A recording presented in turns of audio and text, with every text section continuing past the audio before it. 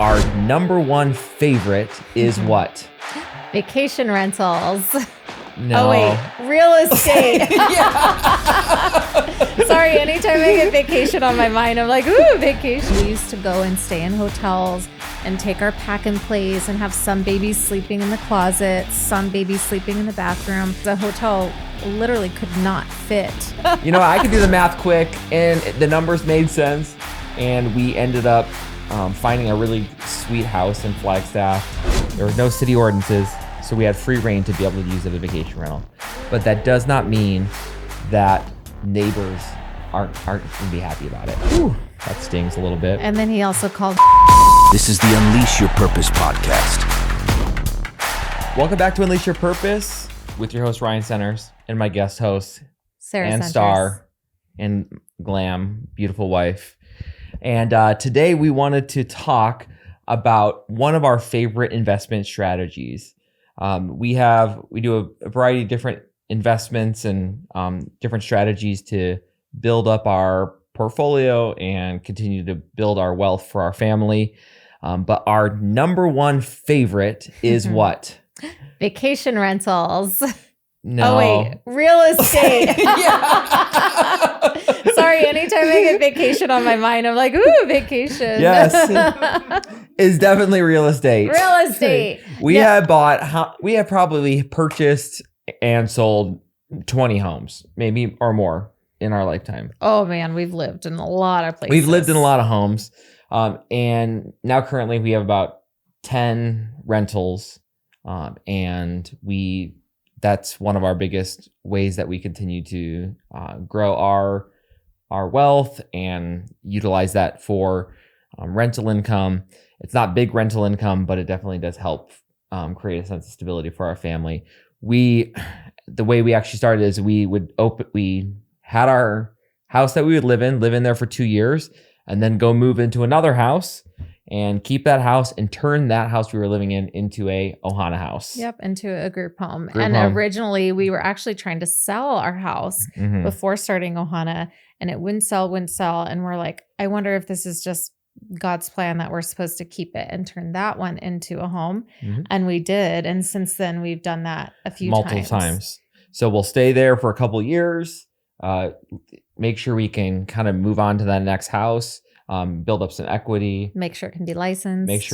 Licensed, zone for the city, and then turn it into a group home. And then throughout the years, we would find good deals on single family homes and other areas of town and just kind of purchase homes. One of my favorite things that we've done, besides turning them into homes where kids and adults can live, is that for us as a family, as time went on and we were growing, we used to go and stay in hotels and take our pack and plays and have some babies sleeping in the closet, some babies sleeping in the bathroom. And we would just spread out and do the best that we could. Yep. But the more kids we added, we would go to Anaheim or whatnot and stay at VRBOs, vacation rentals or Airbnbs. Yep. Because a hotel literally could not fit us without having doors in the middle. And I'm like, well, I can't sleep separate from a 2-year-old, but I want to sleep in the same bed as my husband. And so we visited Flagstaff one year. Yep. We saw a vacation rental. We really enjoyed it. And then I was looking, of course, because I can't just relax. I start looking, I'm like, okay, I paid $200 a night for this. And then I look up the calendar. I'm like, okay, this thing is booked 20 days, 200 times there he 20 goes days. Again. Then he starts making the phone calls and he calls. Then I'm like, people. okay, well, what is the utilization of this place? Okay, what is the mortgage on this? Oh my goodness, look at the room on this.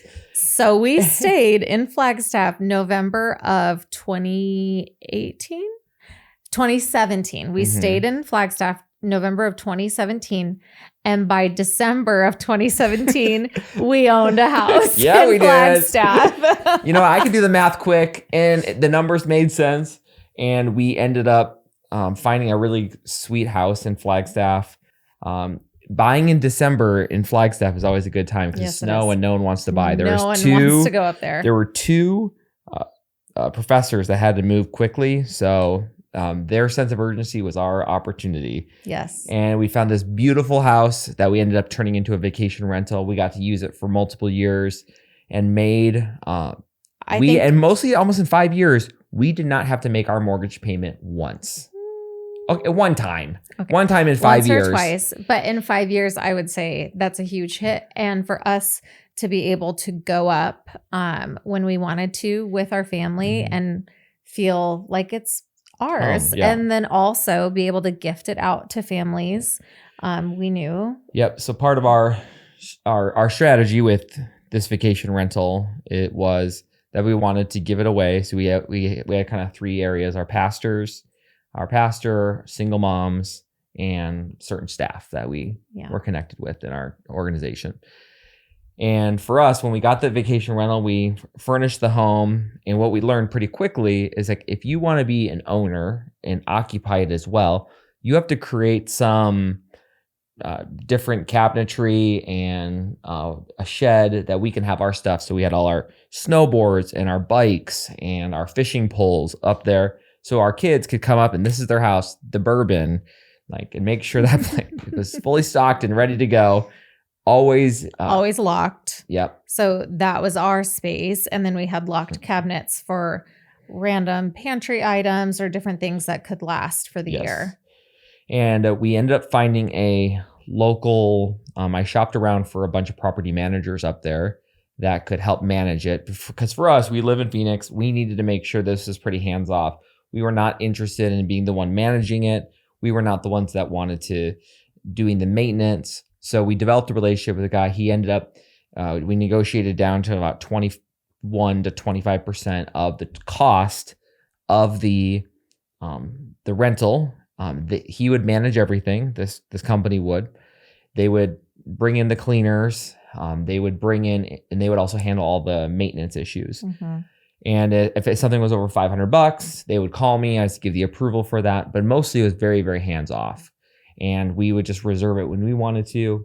And for over 5-6 years, it was a great appreciating asset for us. Yeah. And we got to enjoy it.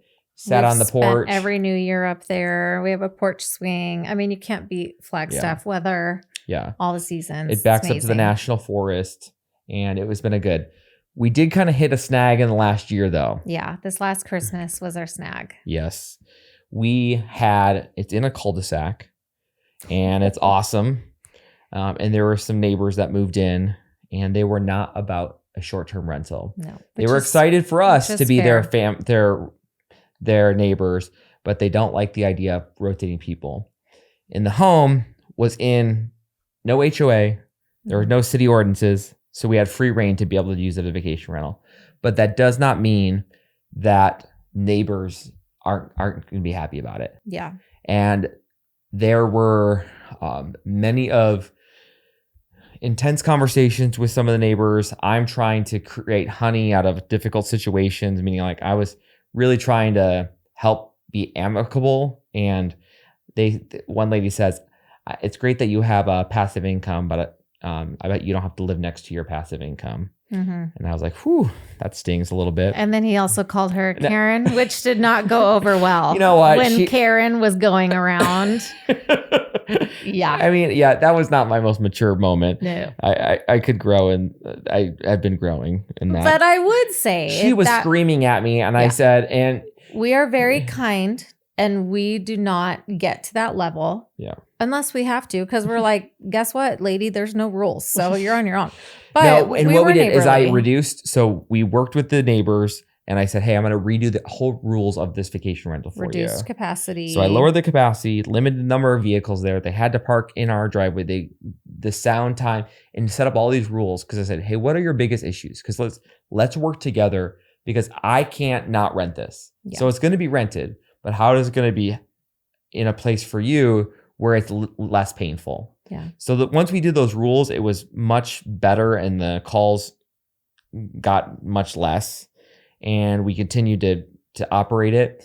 But then about 6 months ago, we came up and they had those new signs up all over. It says hotel homes, not hotels. Yeah. So they got all the neighbors to put up hotel homes, not hotels around.